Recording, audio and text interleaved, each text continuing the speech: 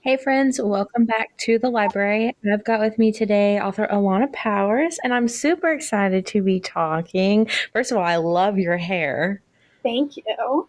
with the pink. I'm supposed to have purple, but it fades so quickly. It just tell me a little bit about your journey with reading and how you got into writing. So, I've always been a big reader. Reading was kind of just like the place I could go for some peace and quiet in the chaos that was my life. And I've always had like super active imagination. Like I could create so many scenarios and stories in my head, and I would just jot them down in journals. And those journals will never see the light of day. But I remember I was writing them down, and my English teacher like looked over my shoulder while I was writing one down, and she was like, "That would be a really good idea." And I was like, "Well, thanks for boosting my ego, because now I'm gonna write one." Yes, we love a supportive queen. Ooh. So since then, I've just kind of written ideas, and if I like them, I'll write like full on manuscripts, and those will never see the light of day either. So tell me about what you have you published? What you've published? Are you planning So on publishing? I am. Yesterday was release day for my first book that will actually be published. So it was very exciting. Perfect timing. Oh my gosh. Side note for all of our listeners, Lead Us to Temptation, The Unholy Trinity by author Alana Powers went live June 12th, 2024, and it is available on Amazon through Kindle Unlimited, ebook purchase, or paperback purchase. Links will be in the show notes at the bottom of the episode. Tell So, us the details. oh my, it was. I was trying my hardest to like remain calm all day, but I was just a bundle of nerves. So like my husband was sitting here trying to keep me calm and everything. He was like, "Here's like your energy drink to calm you down," which is so weird. And he's like, "Play with that dog for a bit. That'll calm you down even more." But it was great. Like just seeing like the support and the love, it was so overwhelming and so exciting, but also nerve wracking as well. Yeah, yeah. So is this your debut that just came out, or is it? It is the debut, yep. Okay, so tell us about the story. Okay. So it is like urban fantasy vibe. We have our female main character who has been through so much in her life, and she's just very angry, kind of very much like hates the world, hates everyone in it, and it's kind of just she's spiraling down a very, very bad path. And her best friend, who happens to be a very powerful archangel, is just like, "Nope, we're not doing this. You're gonna get better. We're gonna figure something out." And he tries his best very much to help her, and it's not working as well as he thought it was gonna work. So he's like, "Well, I have to bring someone in that she can connect with and like maybe make her see like what she's doing is wrong." So he brings in his brother, who is very much hated by everyone in the world, kind of, and they do not get along at all. When our main male character meets a female main character, they can't stand each other. He even threatens to throw her out of a window at one point because they can't stand each other. And she actually considers it. She's like, "If I like, let me see how big the fall is, if I want to go through with this insult or not, if it'll be worth it." But they start to clash and collide, and some secrets come to light, and we kind of see them start to form a little bit of a bond. They get closer together, still kind of hating each other, but still like somewhat recognizing pieces of each other in the other person. And some stuff happens where a decision has to be made very quickly, and the decision could affect pretty much every single person in the entire world. Mhm. Okay, so what's the title of this? The title is called Lead Us to Temptation, and it is the first book in the Unholy Trinity trilogy. All right, so let me just pull up my Amazon. We're gonna add to a cart.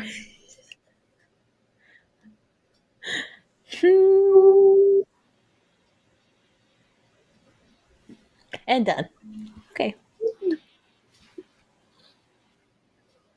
I'm excited. That sounds really interesting. So, is this like your urban fantasy? Is that what you like to read as well, or do you not clash those? I have some who's like, we're not clashing, and I do like urban fantasy. I kind of bounce around a little bit between high fantasy and urban fantasy. I'm a mood reader, so it just depends on what I'm feeling. me too. Yep, very much a mood reader. Mhm. So, tell me about your process of writing. Like, so we know you write in the journals and you have some manuscripts that will never see the light of day. But when it came to writing this book itself, did you have like, you knew for sure it was going to be a trilogy right off the bat, or did it just kind of turn into that? I didn't know it was going to be a trilogy altogether. So when I first sat down and decided to write it, I wrote down everything on flashcards and I Mm-hmm. kind of laid them all out on my table. And I was like, okay, this is too big to be one book, but it's not enough to be like, I hate to say it, like Sarah J. Maas's, where it's like 10 to 12 books. Yeah. So I was like, well, like, I can figure something out. And I separated all the cards and I was like, I have like just enough here to maybe do three. And my husband at the time, we were watching Sam and Colby, and he decided to unmute the TV at the time. They said something about a mocking of a holy trinity. And I was like, that's it. It's three. It's going to be three. A trinity. That's what I got here. I love that. Does it come to you like in pieces, or do you typically have like a general outline that you know you're going to follow? It comes in pieces for sure. Like, the best way I could describe it is I'll just be doing something completely random, and an idea or line or something will come up in my head, and I was like, I have to write that down. That's brilliant. I have to write it down immediately. Like, I have the general idea of what I want to happen, but those little in between spots, Mm-hmm. those I just let come to me, and I kind of just let the characters just tell me what they kind of want to happen. So it's like they're their own person. I'm just making the incident report at this point. I love that. I love that. See, I've started writing mainly because a couple weeks ago I had this really vivid and offhand dream from what my normals are. My normals include normal people, but a couple weeks ago it was just a cast of random people in my head. I'm like, I don't know any of these people. I've never seen them a day in my life. They don't look like anybody I know. And some scenes started laying out, and I realized as I was writing it down that more had happened in my mind than I thought it had. And I thought it was just going to be like a really short story to get it out of my system. And now I'm like, there is a lot here. And I was like, I understand now when authors tell me that like the characters just do what they want, because as I'm writing things down, I'm like, oh yeah, this was also happening in the background and this happened.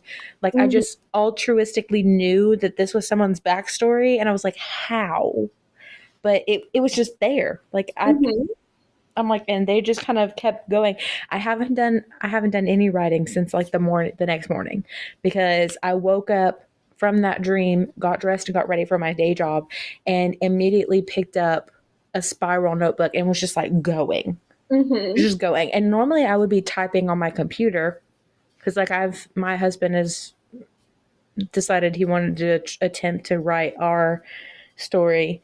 Um, And so I've done short stories and I did stuff in college, so I typically write on a computer. But for this, I was like, the fastest way for me to get it down was to just write it in sections on an actual piece of paper. And now that I'm looking back at it, I'm like, do I want to turn this into a thing? Do I not want to turn this into a thing? This may just be a thing for me and my friends. Like, it may never actually get published, even if I write it all the way out. So, but yeah, I feel for you guys, because I know it would probably only be just a novel, but for those of you, yourself, Mass, and others that are like, oh yeah, we've got this massive, trilogy or series is like 5 books, or we've got a whole like multiverse thing. I'm like, my brain cannot fathom how you can think that far ahead. Like, I barely know what I want for dinner tonight. I'm like, you're doing this for a cast of however many. I always say, like, because me and my sister, we talked about it, and she's like, how do you even, like, where did these ideas come from? Like, how do you plan that far ahead? And I'm like, I don't know. I have the story in my head, and I kind of just let my head take me where it wants to go. Mm-hmm. And I sit and I plan it out. Like, I hate saying it, but I'm like, okay, the first part, like the first half of everything I write, it has to be like all the information that the reader is going to need to understand everything else that's going to happen. And I kind of base it around that. And something that I like to do is I have the whole story in my head, and I know I'm writing like the beginning parts of it. But if you pepper in like those little details that help for further along, that also like ties everything together for me. But it's really just planning. Like, you think of it in your head, you write it down. That, like, I write it on flashcards, and I just kind of move everything and make sure everything has a connecting point. Okay. All right. So, do you have any, aside from this trilogy, do you have any others that you think will see the light of day? Like, do you have any others in progress?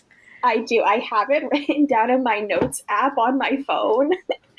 Like, the basic, like, it's the very bare bones of like what is going to happen and what it's about. Like, I don't know the characters' names yet. They haven't shown themselves to me, so I don't even know what they look like.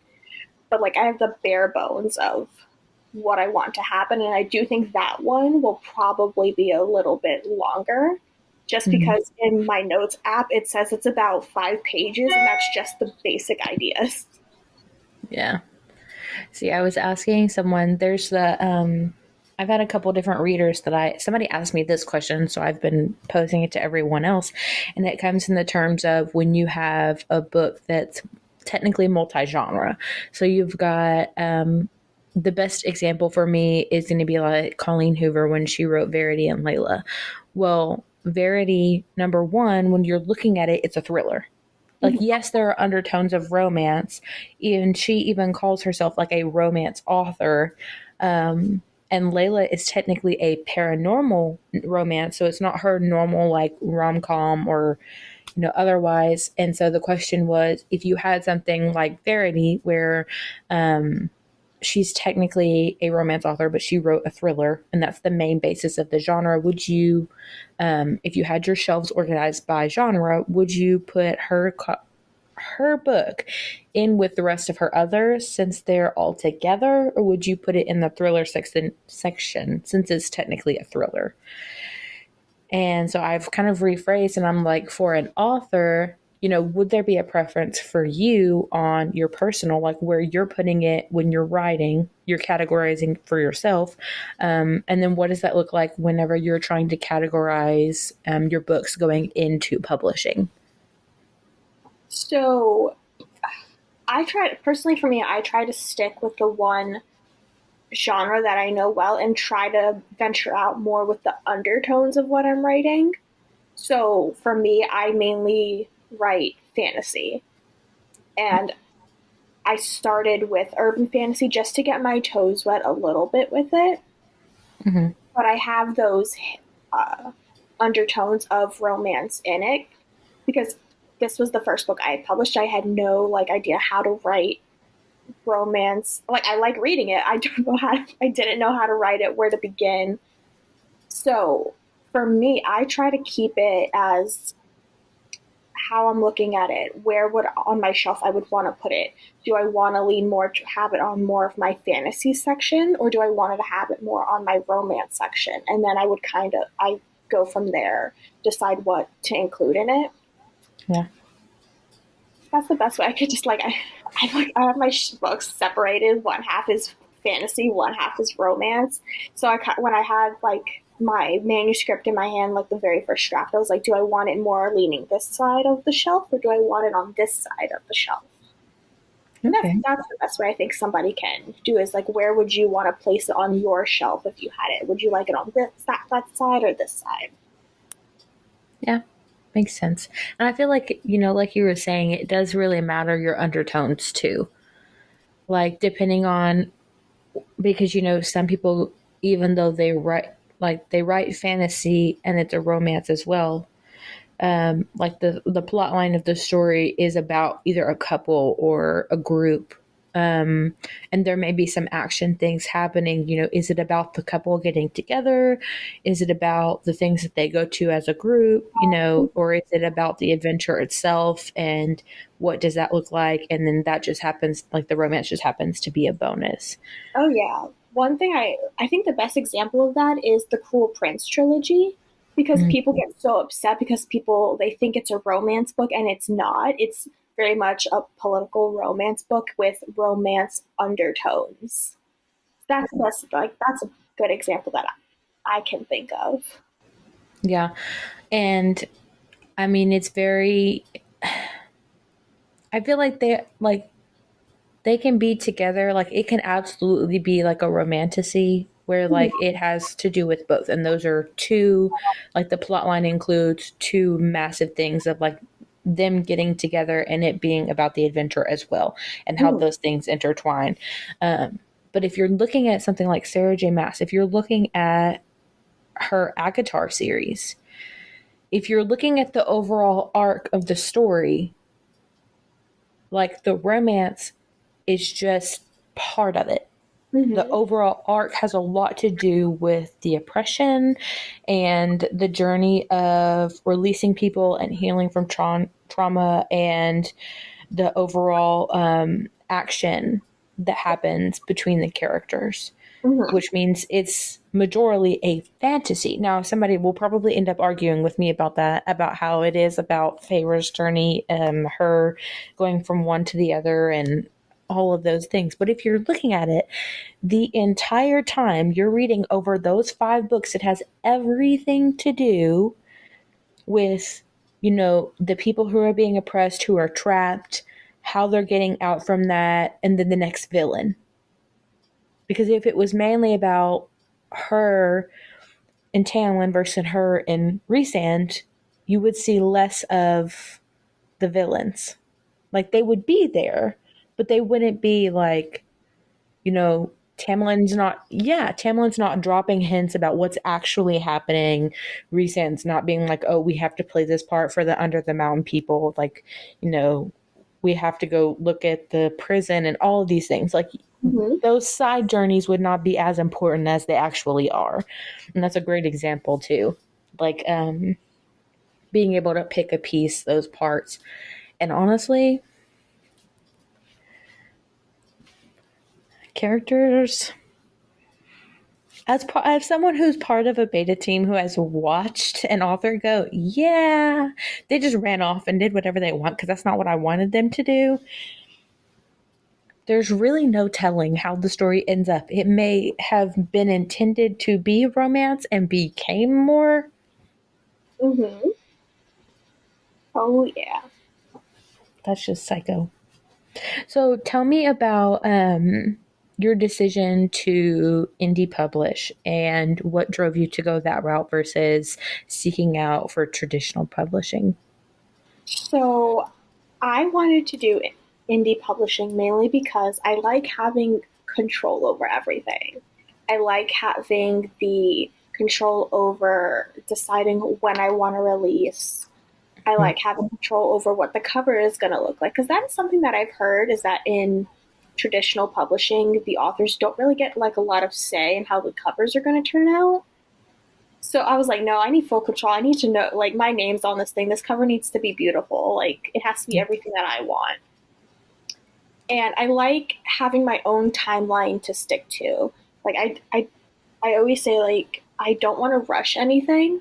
So having the absence of a deadline was really helpful. Like, obviously, in my mind, I have somewhat of a deadline, but I don't have somebody over my shoulder saying, hey, we need this by this specific day. I Hmm. kind of just go at my own pace, which is so relaxing for myself and brings my anxiety down a lot. And with indie publishing, I get full, like, I get to do things the way I want to do. So I get to design the ARC boxes the way that I want them to. I get to pick who gets an ARC box.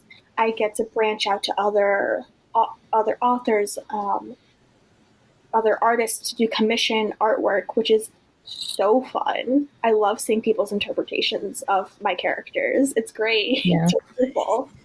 But when I sat down, like really looked at the pros and cons of indie publishing and traditional publishing, I just thought to myself, I think indie publishing is best suited for me because I'm someone that needs the control, needs Yeah. the constant reassurance in my project, and having to put that in somebody else's hands with traditional publishing, it's uneasy for me.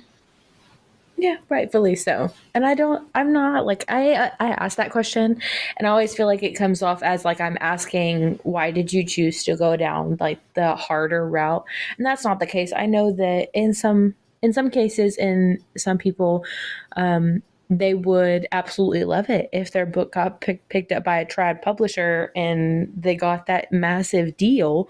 Um, but at the same time, like you said, like those things come with sometimes lack of decisions. Sometimes you're forced into a deadline. Sometimes you're forced to make extra books for a series that you never intended to be, more than what it is. And I feel like those, and also, like those may not be everyone's goal. One, and also I feel like you guys as an indie, you get to pick what your brand looks like and when you choose to rebrand, and again, what it looks like if you choose to do so. You get to choose like what methods you're going to be, um, you know, promoting your book, because if you solely want to use TikTok and you just want to post edits, on Instagram and Facebook, or if you solely want to use like threads because it's taken off, Mm-hmm. it's completely up to you. And with publishing deals, like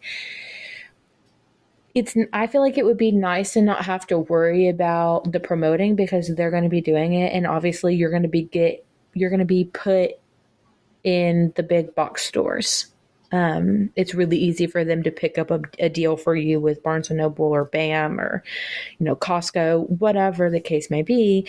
And with indies, you're almost strictly limited to something like Ingram Spark or Amazon, and unless you're going to be holding stock in your own home.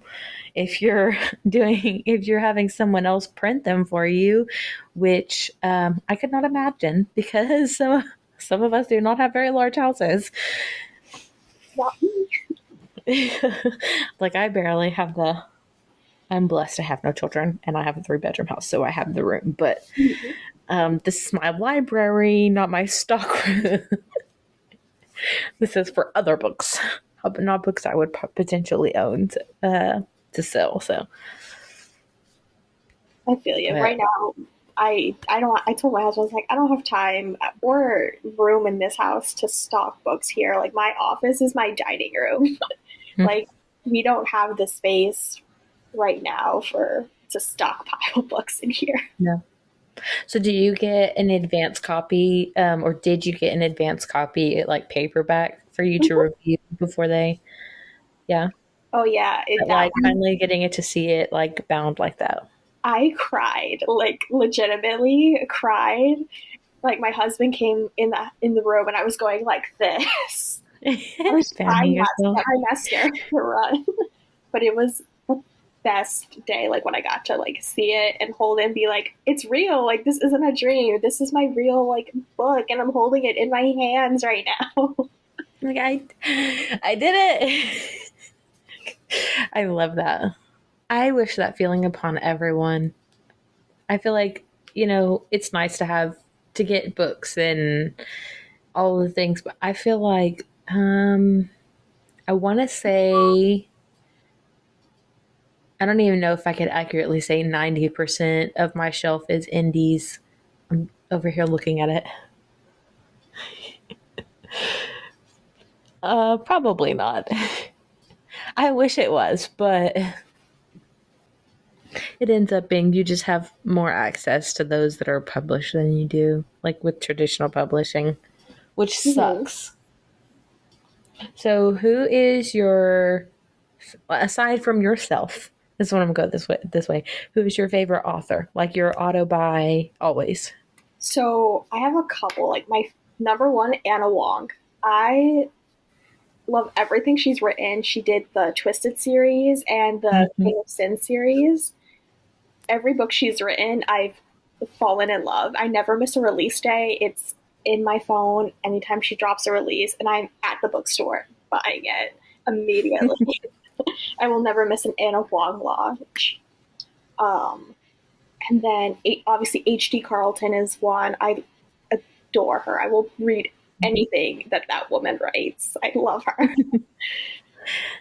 Oh, what's the other one? Chantal Tessier is another one.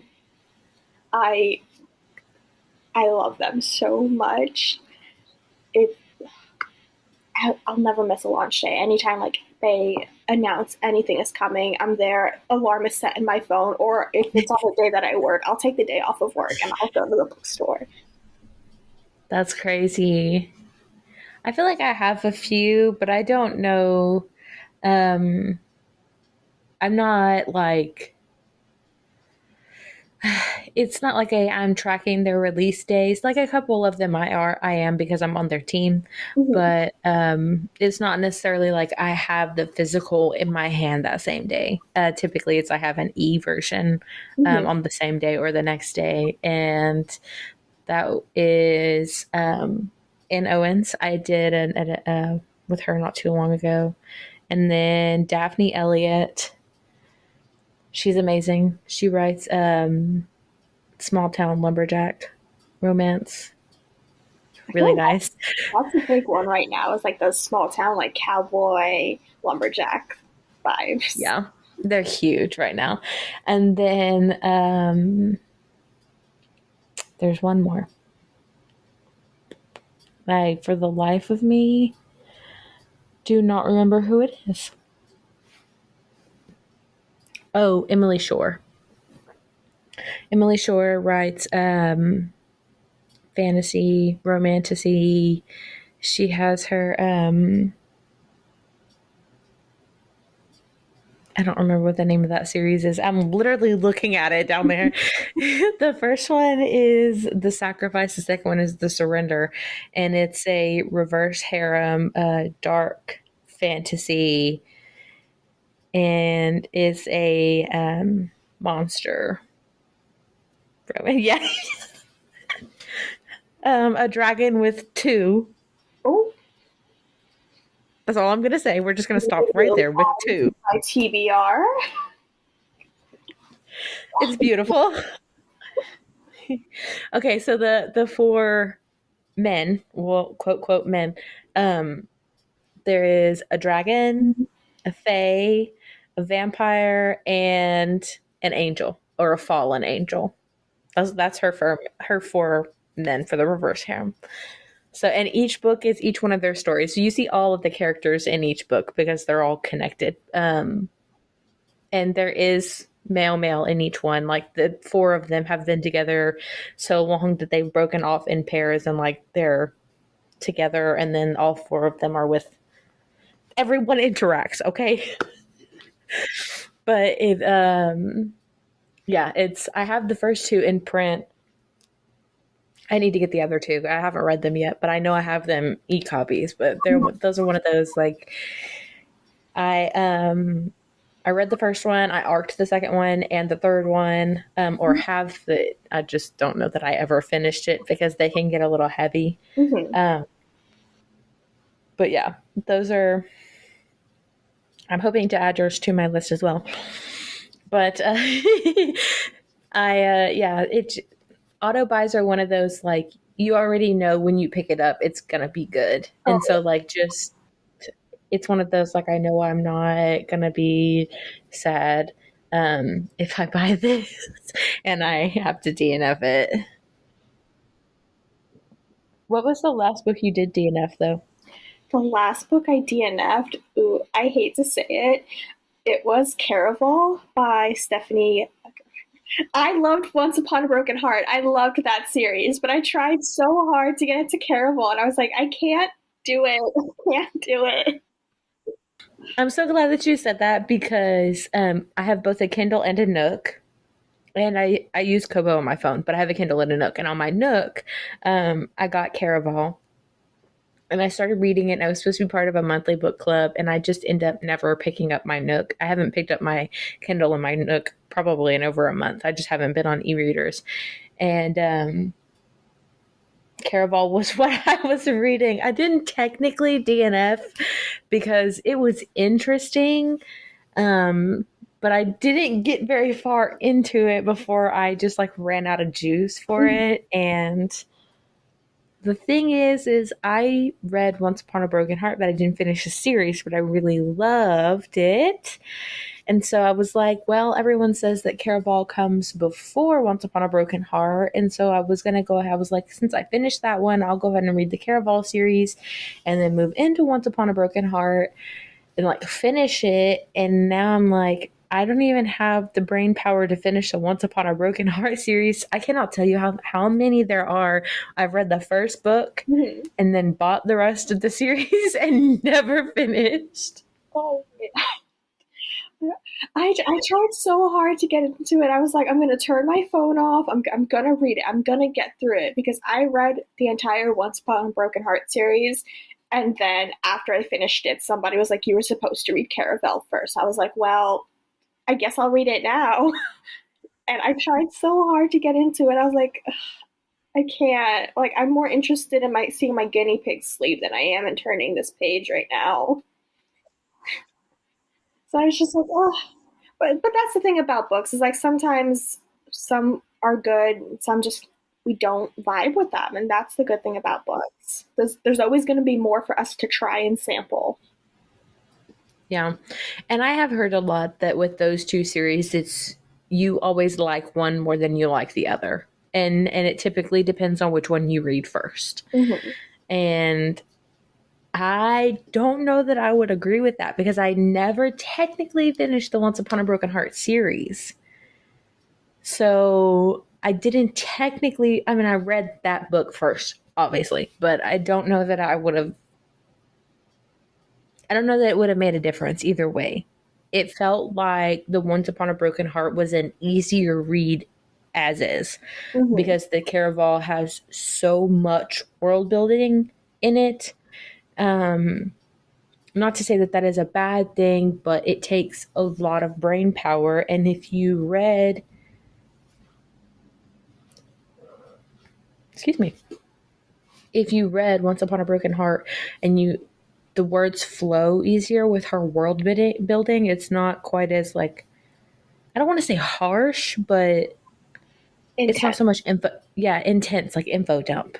Whereas Caraval was very much feeling like info dump in the first few chapters. And Oh, so um, it just came off so intense and like just heavy. Not mhm. even like heavy as in like hard to read, just hard to sit with. Oh, yeah. That's how I felt after like the first 100 pages of Crescent City, like the world building in House of Earth and Blood. I was like, I need a drink after this because what is happening? Yeah. It was so intense, that world building. But sometimes I feel like the more intense the world building is, the better the book is as well. Yeah. Yeah. And I think that's partially why I haven't given up on the Caraval series because I'm like, I know I'm going to go back to it one day, but I started it and I never even logged it anywhere. Mhm. So in my brain, it's like, oh, you didn't really start it, so it's fine. It's not on your Goodreads, it's not on your Bookmori. It wasn't written down anywhere, so it's cool. Like you just, yeah. And I'm like, I'm gonna have to go back and reread probably the last few pages of the last chapter I read for that book. So tell me, what was your last 5-star read? My last 5-star read, okay, was probably Restless Stars, which is book 9 in the Zodiac Academy series. Okay. I cried so hard. I needed like 3 days mentally after that to like come back. It was so. I love Zodiac Academy. Like it's a great series. It's a very long series, very intense series. But that was my. I think that was my last 5-star read, and I just it made me cry. It made me laugh. It was it was great, especially because in books 7 and 8 they just like shattered my heart all like into tiny little pieces, and then in book 9 they slowly put it back together again. But that was probably my last 5-star read. I loved that book so much. So what are you in a slump because of that? Or I wouldn't say I'm in a slump. It's just been really hard right now to try to find time to read. Right now, I'm currently reading Inked in Blood, but it's there's just been so much going on, like in my personal life, that trying to find time to read is it's exhausting. And I told myself, I was like, I'm gonna make it through it next week. I'm determined to finish this book next week. I have my one. I talk all the time with my cousin's wife about it because we're both big book readers. We read the same stuff. And she's like, you need to finish it so I can talk to you about what happened. I was like, I'm trying my best. yeah, that's it right there. I'm trying my best. Sometimes I feel this pressure from, I don't know if it's myself or if it's just like the book community in general, because this year I've been taking my reading a little bit slower. Last year I read nearly 300 books in the year. And so um, I was like, you know what? I want to actually enjoy it. My listeners, if they're listening to multiple of these, they're probably tired of me saying this, but it's fine. You guys will get over it. Um, I hit this point where I was like, I read so many last year and I couldn't even really pick out a favorite because it was like if you put the book cover in front of me, I probably wouldn't even remember what it was about. You Like burnt it, yourself out. yeah, I burnt out so hard. And part of it was because I got sick with the flu at the end of the year. So like literally the last 3, 4 weeks of so the last 2 weeks of the year and the first 2 weeks of this year, I was sick with the flu. So I just was dead woman walking essentially. Um, and since then I was like, you know what? I was talking to my friend and I was like, we push so hard to hit these goals, and it's nice to know that I can do it. But at the same time, like I burnt myself out so much because I was taking so much pressure from signing up for a bunch of ARC reads and being on a bunch of teams. And, I felt like I was getting all these ebooks and that was all I really had time to read. And, you know, there are books that are on my TBR and my Amazon wish list that, I'm playing games on Facebook and stuff and I'm winning and people are sending me and gifting me and all of these things. And I don't even have time to start them. Like, I just don't. And it was frustrating because I was like sitting here looking at all of it. And my husband was like, have you even read like half of these that are on your shelves? And I was like, no. No, and he's like, do you really need another paperback if you haven't even like gotten through what's on your shelves? And I was like, well, no, but if you saw my Kindle, you would freak because there's like 2,000. Mm-hmm. And he knows how it is. I mean, he's not really like getting onto me or anything. Somebody's gonna come off thinking he's being controlling, and that's not the case. It's just one of those like he's trying to be my voice of logic because I'm running out of space.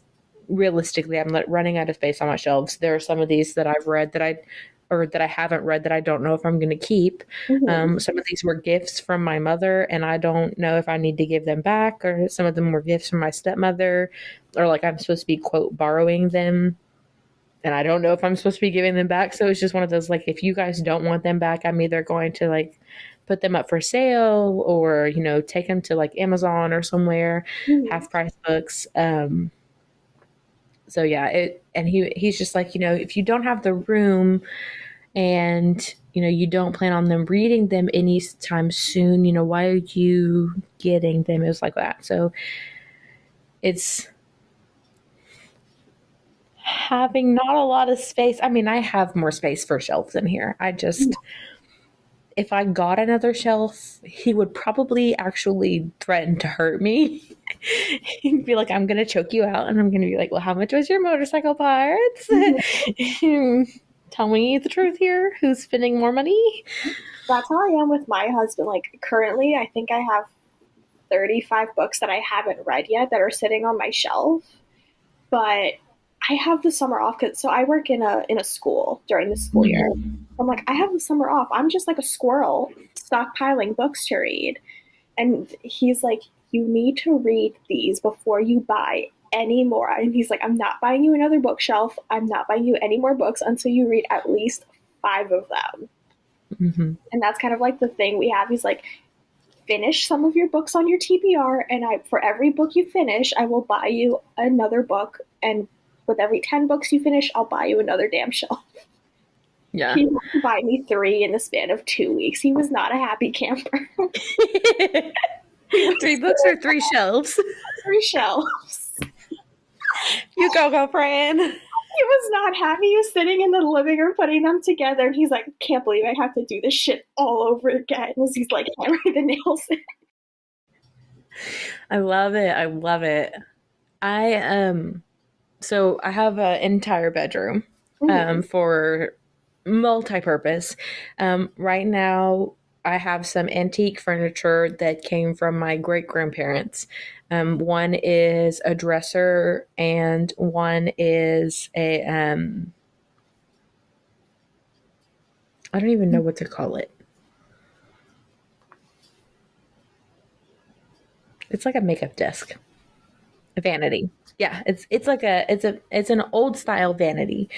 So it has this massive mirror that is like two pane, like heavy mirror, real wood, both of them, and so they're heavy. And then I have so those are off on my left here, next to my door coming into the room, and in the corner next to it, and then on the other side of the room, kind of catty corner to the dresser next to the door, is my desk. I have a computer outside of my laptop for my PC, and then I have a filing cabinet for all of our important documents and things. And so that takes up two walls. Well, the other two, well, one and a half, two and a half. I don't know. There's a window on the catty corner to the dresser's catty corner on two walls, and there's a window to the left of it, and then that same wall is right here to my left, and I've got a shelf on this side of the window, and then on the fourth wall back here is where I have the majority. And so because of where we had to set up our internet, I can't have three full five shelf like Mhm. this back to back. So I have one of these really small four. It's one of those four square. And the yeah, I have to have one of those so it looks a little funny because I've got tall, short, tall. And I was like, I have more rooms, like more room in front of this window, and I could get rid of the miniature shelf I have here that's like a 9 cube and Mhm. put two or three more of these really tall bookshelves in here, and I would have more territory. Mhm. I mean, I have to get rid of my I don't want to get rid of it. So I'm like, if I just scoot this over, can I fit more shelves? And then I'm like, but that means I have to take some of the wall decorations down. So then I'm sitting here debating, okay, which of these on the shelves am I actually going to keep? Because I'm going to have to rearrange at some point. Some of these are going to have to go, Mm-hmm. or I'm going to have to cover my window. I can't cover the window. That's how you get all the natural light in. I know. See, the dilemmas of a reader. Mm-hmm. Dilemmas of a reader. So then I'm wondering, like, how can I rearrange again so that I can repurpose one of these one of these smaller shelves for something else? Like, my husband is gonna kill me. Anybody else have these problems? Please pop up in the comments somewhere, wherever you're listening, and let us know how you managed. Because, yeah, I I also have told a my TBR husband, cart. oh yeah, I told my husband, I was like, because we're currently like looking to buy a house and everything. I told him we need to find a house that like has bookshelves built in so I could get a ladder and just Yes. Oh have my that god. moment. And he was like, "Do you think you're a Disney princess or something?" I was like, "Yeah, yes, I Yeah, am. actually. I need a rolling ladder Yes. in a big library." That's when you hit him with the, are you going to be the prince or the villain? Well, he's blonde, so he might be the villain. Look, the Disney villains didn't work out very well, but if this is a Disney retelling, then the villain might work out okay. You just need to figure out how you want your story to go. And to tell him, get it together, sir. It's together. I think, I gotta be honest with you, I'm pretty sure 90% of these shelves that are full behind me came from other people. 90% of these books came from other people. Not to say that I didn't buy for other people, because I did, Mm-hmm. but a lot of them were um, gifts. I won a game. I won a giveaway, that kind of thing. Mm-hmm. So it's completely possible to stock your shelves, not necessarily on your own dime, but you also have to remember that karma is a thing. So what you give is what you get. But yeah. Have you read Rebecca Yarros' Fourth Wing and Iron Flame? I have. I totally have. So I haven't read Iron Flame yet. I'm terrified. You should be. I'm terrified because I'm going to be honest. When I got I have two copies, first of all, because I had a friend who was absolutely a doll and sent me, she had 3 first editions, so she sent me one. Mm-hmm. And then my first edition finally came because I thought I had pre-ordered it from BAM and they had delayed it Yeah. and it looked like they were going to cancel it. So I got really upset. She was like, well, here, I'll have an extra. I'll send it to you. Well, when I got it, I may or may not have dropped it and it opened to the last few pages. Oh, did So you in my spoil it for haste yourself? to yeah, in my haste to pick it up, my eyes caught something and I read the last 2 or 3 pages. Oh my god. So I have no context. Oh man. No context. No idea what happened for the majority of the book, but I know what happened in the last couple pages and the conversation that happened with a Mm-hmm. certain someone and I'm like, Mm-hmm. I knew it. Oh man. Iron And Flame then was of course watching TikTok, people can't not keep things to themselves, which, Yeah. I mean, at this point, it's like, even if you haven't read Hunger Games, you know what happens in Hunger Games. Yeah. Even if you haven't watched the movie or read the book, you know what happens. And it's getting to that point. But it's just one of those, like, I'm trying so hard to motivate myself to pick it up. I finished it in one day. And I remember I came downstairs after finishing it and I kind of just looked at my husband. I was like, I need to go. I don't know where, but I need to go. Like, he's like, you finished it? I was like, yes, I finished it. I cried already, but I need to get out of this house. Like, I need to scream in the rain. I need to go find Rebecca Yarros right now. So I actually saw she was doing a Q&A of like the questions, and she didn't deny this, but she did not confirm either. So one of the questions was the real enemies to lovers is Dane to Violet. And her immediate response was, "Who hurt you? Who hurt you?" And I was like, okay, so her response right there tells us that's not going to happen. Not gonna happen. Mm-mm. Okay. I feel better knowing I still have to go into book 2, but I'm not convinced that she actually ends up with Xaden. I think And according to all of these little, I don't know what they're called, but at the beginning of each chapter, she's got her little quotes at the top. Yeah. According to some of these, and if you read the first freaking...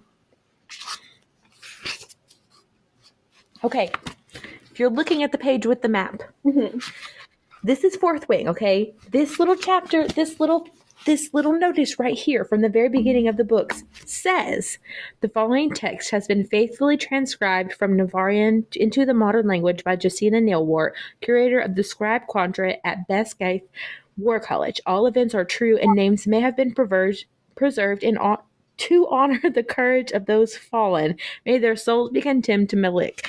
Okay, so you're telling me you're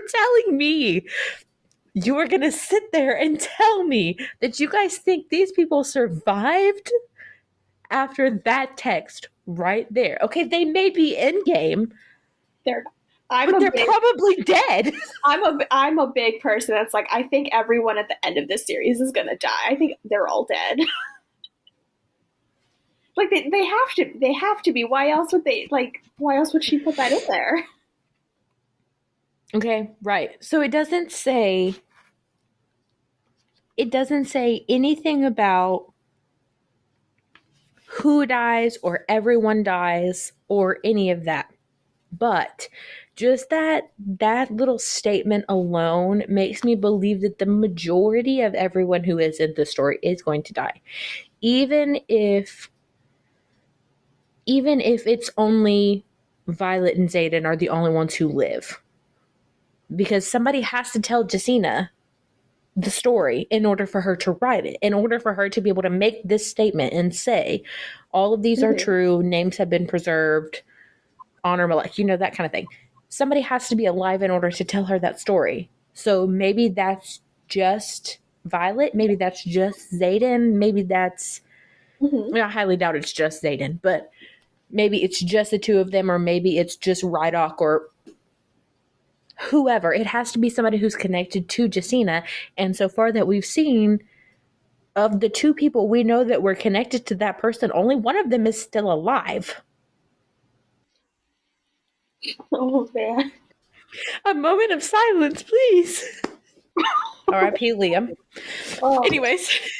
I will never forgive her for that. I will never forgive her for that, for Liam. Mm-mm. And I'm just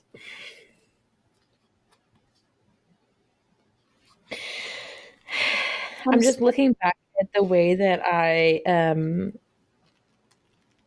think part of the reason I probably haven't started Iron Flame is because I annotated one of my copies of Fourth Wing, and then my second copy I had sprayed. Ooh. I have personalized sprayed. So this is one of a very few copies. So I'll never get rid of this one because I paid good money for it. And this one I bought. I wish it was a first edition, but it's not. But it's fine. That's why I have this special edition that I bought. But I have 2 first editions of Iron Flame, and I, for the life of me, cannot make myself want to annotate one of them. Mm-hmm. And I have to remember that it is okay because I love to annotate. Mm-hmm. And I will still have one copy that is untouched. You just gotta do it. You gotta do it. But I already know that when I get ready to read Iron Flame, I'm gonna have Fourth Wing open next to me. Yeah. Because I'm gonna want to go back and see. Mm-hmm. And I feel like I should do a reread before I go into it. Because I read it before Iron Flame came out. Mm-hmm. But then I'm like, that's a lot of reading. It is, but it's fine. It's so much reading. Anyways, what I don't have is the holiday edition. I have the holiday edition. And I need someone to send me pictures of the extra from the holiday season. I've got you. So I know. Oh, that's amazing. Okay. And because whenever I was talking to my husband about the holiday edition, I had literally just received my sprayed edition of Fourth Wing. And I was like, if I'd have known that they were going to have the holiday edition, because they hadn't, like, it was just one of those no cover or nothing when all of that was going down. I was like, I would have pre-ordered if I'd have known. And he was like, well, you don't need 3 copies of the same book. Like, I get 2 because one is special and one is just a regular print. But he was like, 3 is a little much, especially considering how much space is going to take on your shelves, and you don't have much space anyways. And he was like, and is it really necessary? And I was like, well, kind of. There's a bonus. Yes. There's a bonus chapter. That's why I told my husband. He was like, "Do you really need a holiday edition?" I was like, "There's a bonus scene, so of course I need it. Like, of course I need it." Yeah. But I switched to that. I gave my my cousin's wife my other copy of Fourth Wing so I could have the holiday edition. So I didn't have 4 copies of Fourth Wing sitting on my shelf. Yeah. Which is crazy because I told him, I was like, my boss has a minimum of 20 copies of Fourth Wing. 20 copies? We're just going to sit here and blink for a second. A moment of silence. Yes, because she has. I went to Readers Take Denver this past April, the last one. And as much of it was a horror, my boss was originally going to go, and she ended up not being able to go. She had prior stuff to do with her children. She's got college-age children still going into college. So she had a graduation ceremony, I believe, or some sort of ceremony, something going on. But she placed an order for Rebecca Yaros with her team and from the vendor for the actual convention. And I picked it up for her, shipped it to her. And in that shipping alone, there were 4 copies of each, Iron Flame and Fourth Wing, I believe. She also has all of the overseas copies, I believe. Oh, wow. And then on release day, she has quite a few of the holiday, as well as on release day for Iron Flame, she had over 8. Oh, wow. I'm surprised they let her get 8 on release day. So she picked up 2 or 3 from Target, 2 or 3 from Barnes and Noble. And then she turned around and had 3 or 4 delivered from Amazon, 3 or 4 pre-ordered to deliver from Barnes & Noble. Oh my gosh. So that night when she got home, she took a picture and there were like books spread all over her bed. And not too long ago, she sent a picture in our work group chat. And I don't remember which one it was, but it was, she has an entire shelf dedicated just to those books. Oh my gosh. And in the work group chat, I said, so I've said it once and I'll say it again, please put me in your will. And everybody thought that was really funny. And I told Zachary, I was like, if anything ever happens to that woman, her kids know, most likely, that I will happily take anything she's got on those shelves. Without a doubt. Like, just pack up the books in a box, give me the shelf and the books. The shelf and the books. Just, I'll give you directions to my house. How much money do you want for them? Oh, I mean, I might help you sell some of them, but some of them I'm just going to pretend like, no, that's mine. They're yours now. These are my babies. But yeah, I just like, if I could find that picture, I would show you because it is absolutely wild. Just the sheer amount of just have no idea if I'll even be able to find it. It's crazy. I told my husband, I was like, there's people out there that specifically only buy special editions and like ones with printed edges. I was like, be thankful I'm not one of those people because those books are expensive. Yeah. I don't exclusively buy those, but I do have a series that I have one signed paperback of and the first special edition of in a hardback. So I have two of that series. Not two of the series. I have two copies of that same book. One is a normal paperback and one is a special edition hardback. And I have the second book in the trilogy on pre-order, and they're actually about to do the Kickstarter for the third book.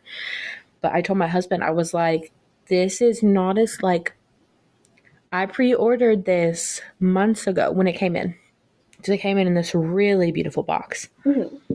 And he was like, oh, okay. And so I told him whenever the Kickstarter went up for the second one, I was like, listen, like, I'm going to be ordering this one and the next one. And, you know, whatever the cost of that box is, whether it's just that hardback with the sprayed edges, or if I decide to get, you know, other things to go with it, it's just going to be what it is. Because at this point, I have the first one. So yeah, of them now. Now I'm going to get the other two. And he was like, well, I mean, as long as you're not spending like $200 to $400 on them, I don't care. And I was like, well, little did you know the first box was $130, but it's fine. We're going to keep that a secret. We're going to keep that a secret. He doesn't listen to these, so it's fine. But that's probably the most I've ever spent on a special edition was that one. Mm-hmm. And I know the indie author. I think she's trad published under a different pen name. Maybe. But she's got quite a few different pen names. She actually just came out with a new one. Her name is Saoirse Dawn. Okay. So under Saoirse Dawn, she writes paranormal urbanish fantasy. And then she's got Ava Sterling, which is her dark romance pen name. And then she's got Alex Andrea, and that's her sports. I think it's rom-com, okay. Sports romance. And I think she has another one too. She's got quite a few different pen names. So yeah, it's really interesting just to, I'm like, I don't know how you keep all of that straight, because just being an author for one would have my mind going crazy. Mm-hmm. That's wild. Sometimes I barely remember my own name. I don't know how she's keeping that many in her head. I can't remember anything sometimes. So do you have any special editions aside from that holiday? I have the Sarah J. Maas, The Court of Thorns and Roses Collector's Edition. Hmm. I just got, I forgot, the Plated Prisoner series, those, the ones with the gold edges. I just got those. Um, I know I have a couple more. I know I have Heaven Breaker, the one with the sprayed edges. I've learned my lesson with sprayed edges after Fourth Wing. Like, I will always try to get ones with sprayed edges. I learned my lesson. And then obviously I have the Fourth Wing Holiday Edition, but that's all I have right now. I would like to get more eventually, but once my husband sees how expensive they are, he's like, maybe we'll do this later. Yeah, no ma'am. I the only other special edition I have is um I have the Highest Bidder from Willow Winters. Mhm. Winters. I have the paperback for the entire thing, and then I have the omnibus of the Saber Security by J. Rose, Mhm. and then I have A Fire and Fae by Day Leto. Ooh, that's pretty. I love that cover. That is so pretty. So gorgeous. And this is the actual hardback cover. Oh my god, that's beautiful. Yeah, yeah. That's awesome. It's crazy. And like all of the pages have on the inside, like the chapter page cover Mhm. has little, they're not vellum, Ooh, but it's like a shadowing of a picture. that's pretty. Yeah. This was a Kickstarter that I randomly ran into, and I was like, "Oh, all right, that's pretty." And we might want to. Yeah, that was an impulse buy. I have since learned my lesson on Kickstarter, so we don't go on there very often. This is also another one that I have not read yet. I'm hiding under my stack of books that I have not read. My husband knows I have a problem. Hi, my name is Natalie. I have a book addiction. To anyone else, I know I'm not alone. Bookaholics Anonymous. No, this is not anonymous. We're just straight up. That's me. I have a book addiction. It's so bad. Really bad. I just buy and buy and buy.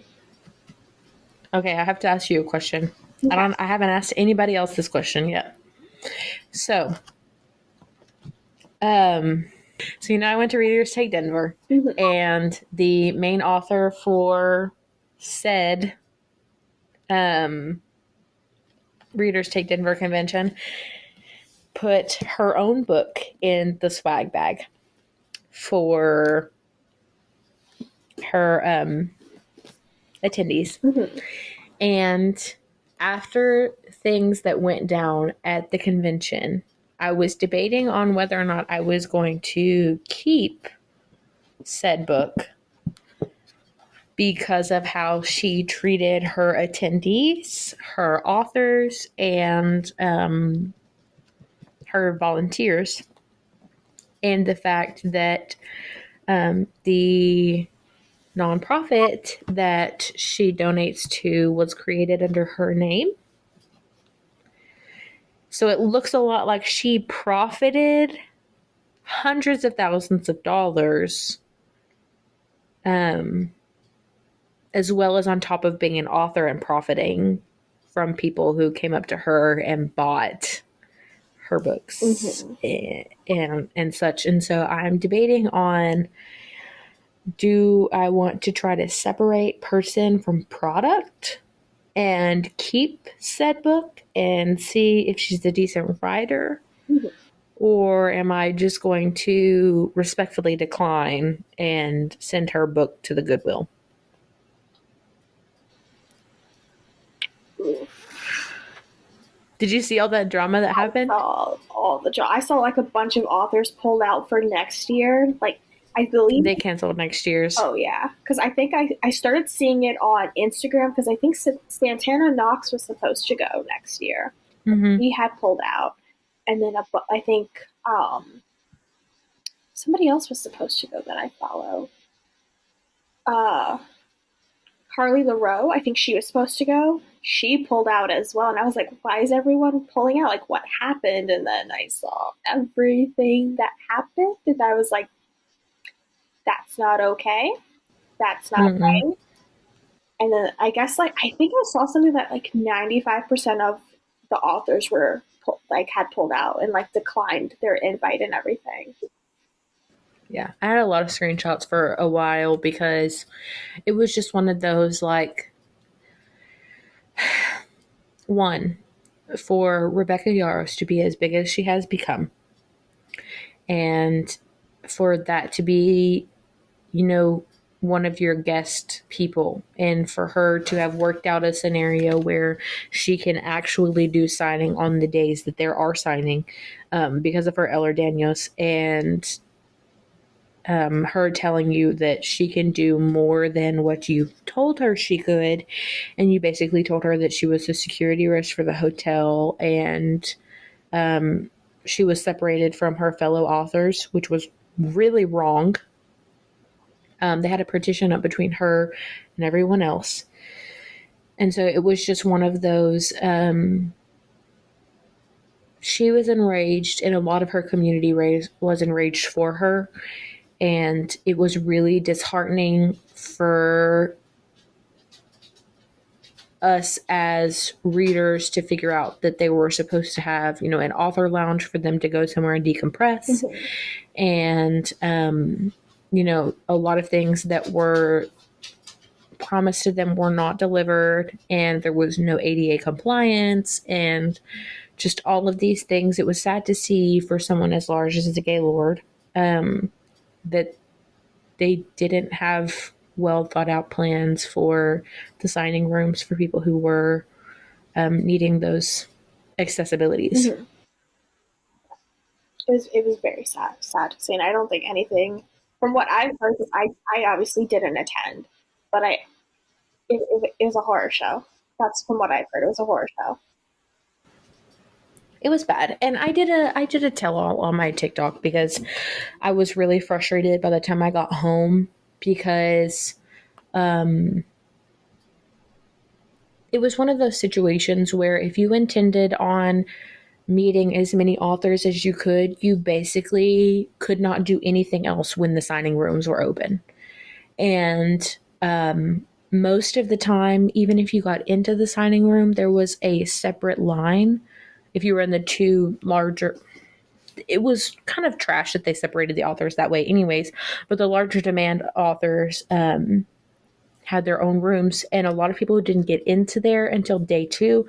And by then, they already have massive lines themselves for the authors, and it just made it really difficult to get to see a lot of people. I unfortunately missed it where Rebecca was sitting in the lobby area, one of the lobby areas in the Gaylord outside of the signing times. And if I would have seen that, I probably would have hung out, stopped by, said hi. I did see her in passing in the hallway, but she looked, I mean, just worn out. I'm not going to lie to you. She looked really worn out. And she had her team with her and her husband. And I was just like, you know what? I'm going to let her do her. Like, I was sitting in the hallway, and it was one of those that absolutely had the opportunity to kind of fangirl and go, oh my gosh, can we have a picture, you know? But I just did not want to. It was already an overwhelming weekend anyways, and I know that she's probably used to that, but it's one of those, like, I'm trying to respect you as a person, knowing that, you know, it has been a weekend for all of us. But we did get to the point where I did not get to see Sylvia Day, Chantel Tessier, Jennifer Hartman. Luckily, I got to see Katharina Mora, which I was really shocked that I got to see her. But I did not get to see Sadie Kincaid. And Sadie Kincaid, I had a pre-order for. I had to ask somebody to go pick up my pre-order for her because there was just no way that I could get through her line. I had heard too that like some people that um like some authors, some of their stuff was stolen, like some of their books were stolen as well. And they haven't received like a response or anything. I'm like, how is people's stuff going missing and you're not even going to respond to it? Like, yeah. I mean, at this point, we're a few months after, and it's just one of those, like, we still don't even know in true, like, how much actually went wrong while we were there. And a lot of authors went straight from Readers Take Denver to a Polycon. And a Polycon also seemed like there was some stuff there that went awry. And it's really disheartening to see, as Readers Take Denver was my first massive con. So for someone who went out of their way to travel from Texas to Colorado, and spent thousands of dollars between travel, stay, and, books, accessories, things. It was really disheartening for it to have been that way, especially when I was constant, like, none of the volunteers had any information. They weren't given it. And I was yelled at by volunteers while standing in lines because we weren't supposed to have lines, but lines happened. And, they promised the entire time that lines weren't going to happen. And it was just one of those, like, you guys were not prepared for the crowd you had. And if you would have just doubled in size, it probably would have went off without a hitch. Instead, you grew more than that. And even having, I mean, just the fact that we had over 3,500 people that were ticketed in to see the authors. And it was how you honestly believed that you could get that many people through to see that many authors in a small signing window was absolutely insane. That's that many people. Oh my. Because I can honestly tell you that I went to a smaller signing where there were maybe 30, 35 authors. It was local to me. It took me about an hour and 15-minute drive. There was a 3-hour window for us to go in and sign, which is plenty of time to see everyone and have in-depth conversations. And the 3 hours included an extra, so it was 2 hours for general admission, but 3 for people who were the VIP. They paid to get in early, have some extra time with the authors. And it was just one of those, like, I walked in and I walked around the room twice. Once to do one side and then once to do the other side. And because they had people, the authors were on either sides of so it was a circular room, but on either side of, like, there were some in the very center facing towards the outside wall. And there were some along the outside wall facing in. So you could go turn your head either direction and see faces. Like I said, I walked the room twice within an hour and saw everyone I wanted to talk to, greeted everyone that was in there, and walked right back out. And it was nothing. So something like that, having been to one of those before I went to Reader Take Denver, it was like, okay, this is refreshing. Like, it was nice to get in, and I had never heard of any of those authors.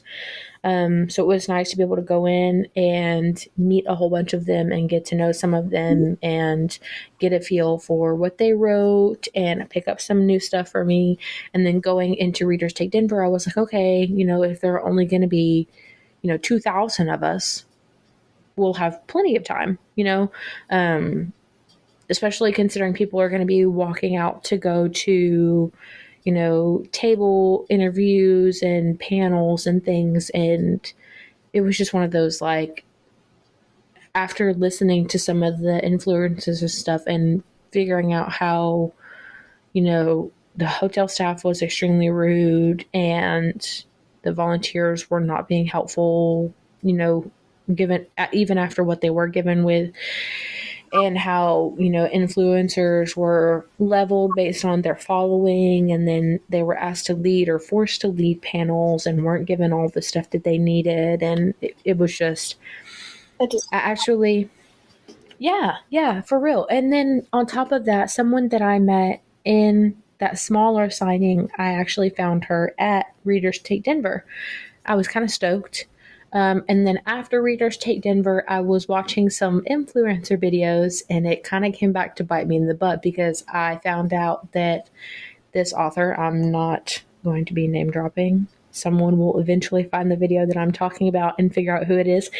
But this author was in a panel interview with a gentleman author, and he was describing his book, a book of his, and she basically outright turned and accused him of stealing her book. And his book was published before hers. Two completely separate things. The names were just similar. And then went and proceeded right after the panel to make a video about it and name dropped the gentleman. And then after doing a little bit of research, he went and made a response video and explained that's not what happened. That's not what this is. The books are not the same. I didn't steal anything from you. She then went and took her video down and just nothing.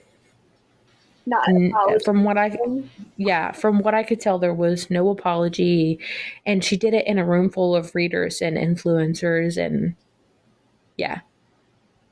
And I didn't see that until after I had gotten home and I had already interacted with her and said hello and spoke to her about the fact that I had like binged one of her series, and we took a picture together. And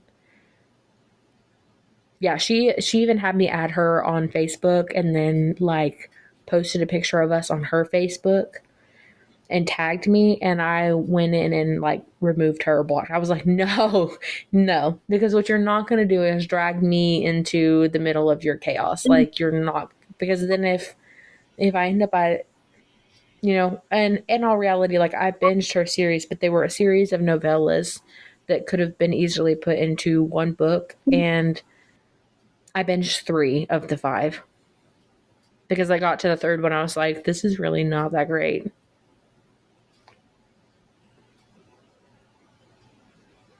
And I just couldn't get into it. Yeah. It was like, at this point, there are places that you could have elaborated that you didn't, and had they all been put into one, it probably would have flowed better, but they weren't. So then it was like, okay. Anyways, yeah. So on the subject of the RTD main author, I personally currently have her book in a box to send to a friend. Mm-hmm. But I'm thinking it's probably going to end up in Goodwill. Probably. With that, do we think that's a good choice? Maybe donations are always good.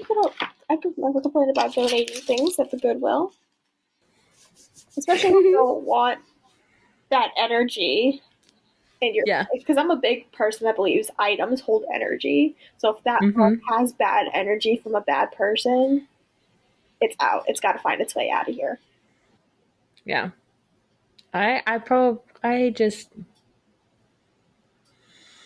It's one of those that I feel like I could probably actually like the story. And there are other authors who have done some questionable things on the internet.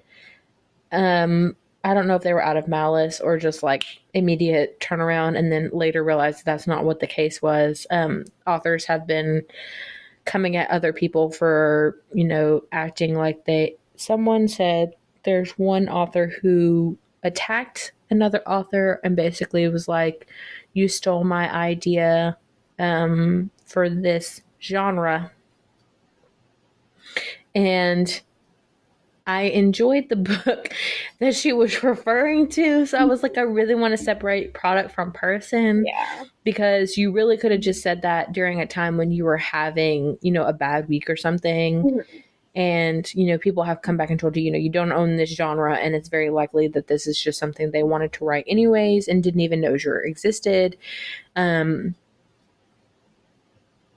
So I'm like, do I still support this person? Do I not? There's this heavy, heavy topic of like, when do we know when to support someone and when do we not when there's a situation like that going on? Oh, it's so hard because like there are books that like I've read where they're amazing, but there are some things that like the author has done that it's questionable. But for me, I look at like how many bad things like have they done. Like if it's a one kind of thing where like they messed up and they apologized for it, Yeah. okay, I could see past that. But if they're continuously doing like I don't want to say like bad things, but like things that aren't very nice or things that can come off Yeah. wrong, and they're not acknowledging it, not apologizing for it, then it's like doesn't matter how good your book is, you're not being a very good person right now. I'm not going to give you my money. Yeah. I always have these weird feelings about controversial authors because it was like it's kind of one of those, and nowadays it's hard not to be controversial because people are so extra sensitive, and I'm not going to say that's a bad thing. I'm just saying that to say we're more aware. And so and we're more outspoken. That's part of it too. We're more aware, we're more outspoken, and so when someone does something that we don't agree with because it rubs us the wrong way, XYZ, it's really easy for some ooh, it's really easy for someone to go, hey, that's not true, or that's not right, or some people don't see it this way, or it sounds wrong if you say it like this, but I sit in a place of like, when someone is a controversial author or they've done something controversial, how much does it weigh on you as a person in order for you, if you continue to support them? Because like I said, they could be having a bad day, a bad week, and they just lashed out. Because I work with people on the phone. I am tech support for my job. So it is very easy for me to empathize and understand. A lot of the time when we have things going on in our personal lives, Mm-hmm. it bleeds into everything else. Yes. So my at-home life, my struggles, my frustrations are going to bleed into my day job, my hobbies, etc. Mm-hmm. So it is very easy for me to come to work or get off of work and come home, and those frustrations from either bleed into my attitude or how I would view things if I'm watching on the internet. Mm-hmm. So, for example, if I had a bad day at work and it was stressful and I come home and my husband has sent me something that he thought was funny, and normally I would think was funny because I've laughed at something similar, Mm-hmm. today I don't find it funny because I'm frustrated. Mm-hmm. And so it's one of those, like, it really does come down to personal preference and, how does that sit with you? Mm-hmm. Because for me, I mean, it was really easy for like the author that I met in person. It was like the first time I met her was decent energy. I mean, you're on high, you're on cloud nine, you're at a signing that's going great. And you've, roped me into looking into your stuff, and I get it. And then when we get to the second signing, your energy's a little off. Because as I'm trying to walk away, you're like, oh, where are you going? There's nobody else over here. Let's keep talking. And you're trying to keep me here in front of you, basically holding me captive. And there are so many other people that you could easily, rope into a conversation. And now you're trying to hold me somewhere. So your vibes are a little off. And then afterwards, I find out that something else happens, and I'm like, that solidifies for me. But if it would have just been, I witnessed what that gentleman said in his video online, I probably would have been like, okay, maybe she just misunderstood. But having put two and two together in the same set of days, I'm like, no, that energy is off. So now I'm like, I'm done. Mm-hmm. I probably won't ever read another one of her books. I probably won't ever purchase one. I probably won't ever recommend them. It just, and if somebody's reading them and they enjoy them, okay, good for you. It won't be me. I feel like sometimes with authors, we have to remember that the way we present ourselves, the way we act in public is how that's our brand. That is our brand. If we're acting like complete assholes, people are gonna think we're assholes, and they're not gonna want to touch things that we've written. If you're acting like a jerk, people are going to think you're a jerk, and that's gonna turn them away. You might have written probably like the best fantasy series ever, the best contemporary romance series ever. But if you're a shitty person and you're acting sketchy and you're doing sketchy things and you're acting like a child, no one's gonna touch your books. Yeah.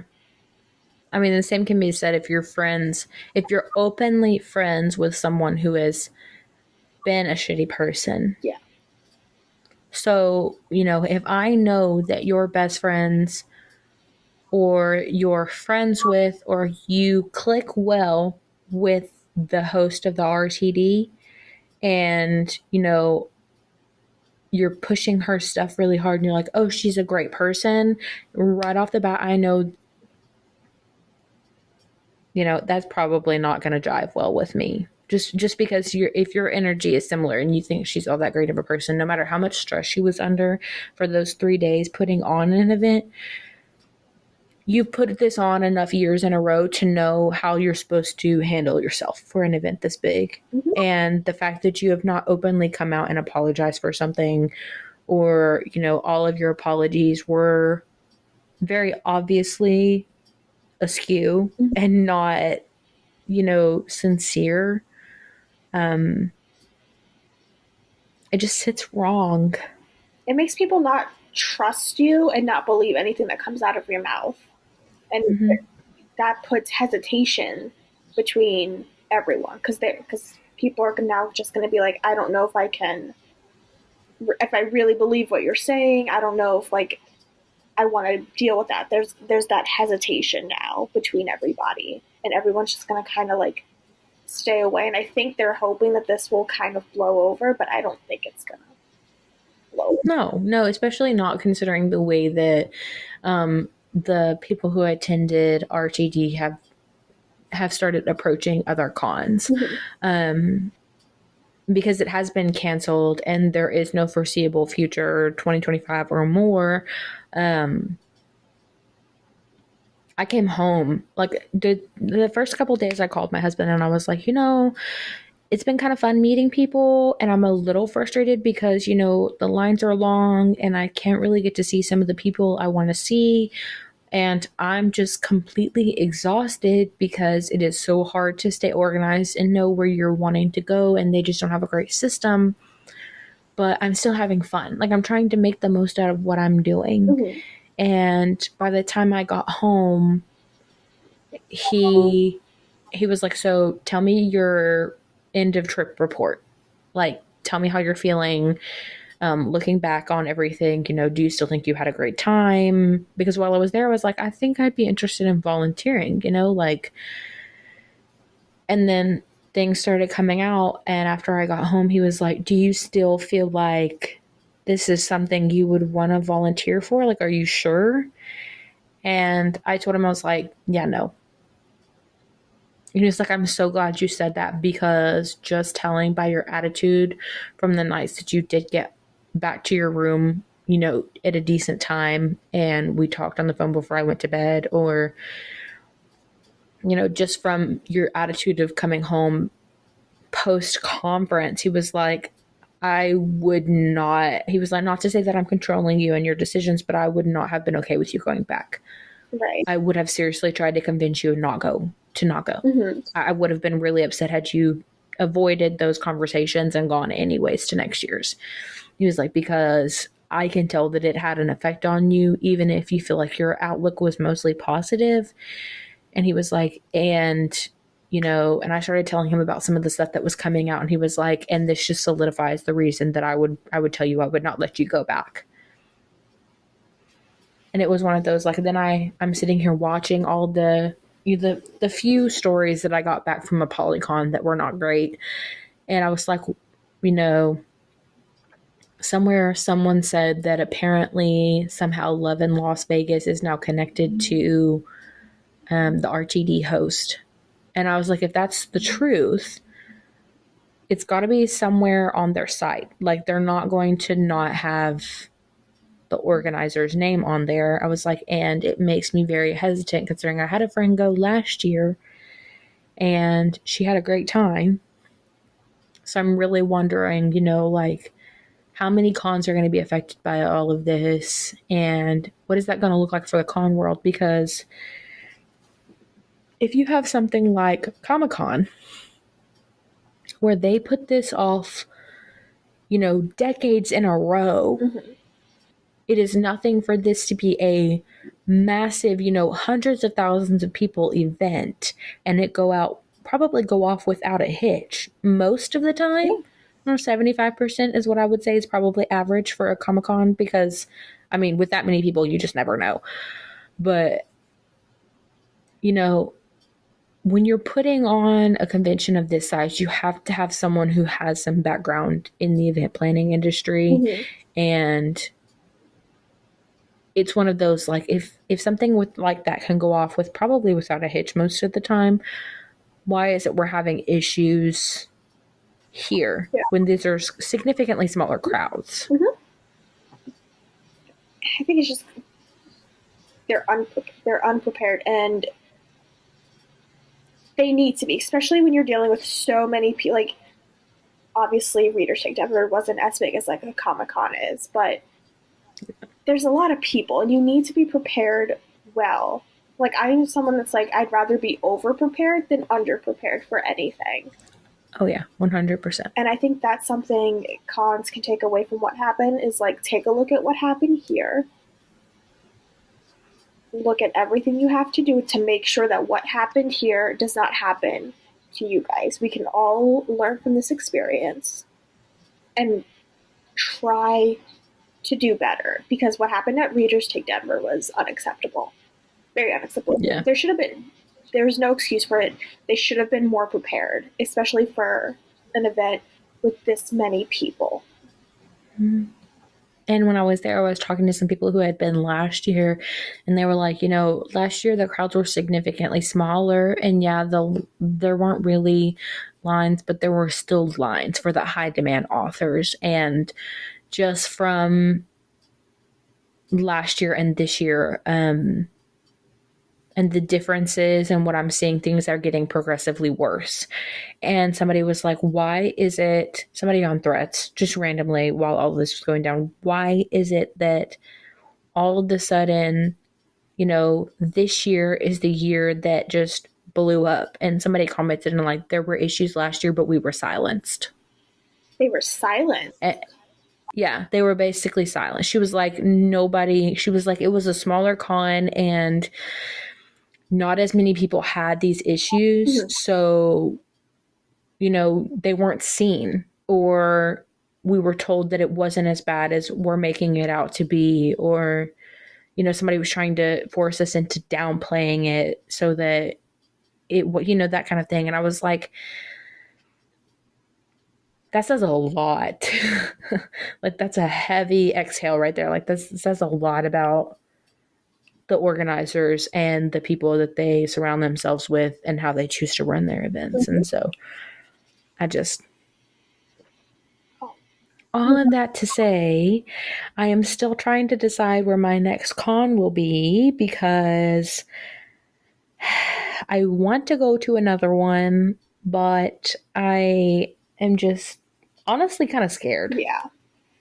Like, I know people are like, oh, this is not all of them. And obviously I know that because I went to the one before then, but it was just one of those, like, a bad experience can throw you off from wanting to do it again.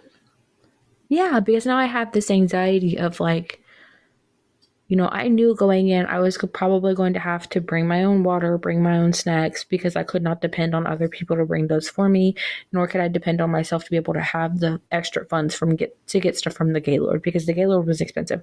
It was $6 for a bottle of water. Oh my gosh. So and I knew Denver prices were a little bit higher, and then you're at a massive hotel convention center. So it was one of those, like, I knew because I had been to Denver before, just never to the Gaylords. And so I was going in, trying to go in as well prepared as I could. And even then, it was like I had my stuff organized, I was prepared, but their organization did not sit prepared enough for what was going on. And so, I mean, when you have things broken up into essentially two massive rooms and then the two massive rooms split, you've got four different sections, and two of the sections can be done at some point during the signing process. You'll be able to go into two of one of the rooms, both sections, but not everybody got to go into the other two. And so it's one of those, like, I ended up having to bring all four sections worth of books, which was 30 plus books that I was trying to get signed outside of what I was picking up for pre-orders. So it was like I was trying to lug all of this around in two backpacks and just a small roll-on cart, because you couldn't have much bigger than like 18 by 18 by 18. Oh my. So, like, needless to say, like, when all of us were like, we were exhausted. Yeah, it's because we were walking around with a couple 100 pounds of books. That was the workout for the day, carrying those books around. Oh, for sure. But anyways, on to a brighter subject, and then I will release you into the wild because it's already almost been an hour and 45 minutes. Oh, so we'll end on a bright subject because we don't want to be doom and gloom all the time. I'm sorry, I went on a rant. So, I'm trying to think of my final question because I want it to be a doozy. Do you have a date for your second book in the trilogy? And if so, can you give us a... I do have a date picked out. Unfortunately, everybody will have to wait for the announcement coming in a few weeks, so keep an eye out.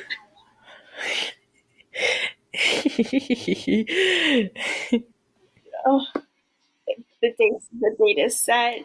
I just have to clear a couple, make sure certain things are cleared, and the announcement will be in a couple weeks. Okay, before we go, where can we find you? On the Facebook, the TikTok, the Instagram? Do you have a group? I'm on Instagram, I'm on Threads, I'm on TikTok. Everywhere except Facebook. Everywhere? Not on Facebook. Okay. So, not the Facebook, but that's okay. We'll find you other places. And I'll get all of this in the show notes for everyone so that you can check out all of her socials. Don't forget to check out her debut book. I'm super excited to go read that because I will be adding that to my list soon. I'm going to force myself to pick it up. And we'll talk to you later, okay? Awesome. Thank you for joining. Thank you for having me. Of course.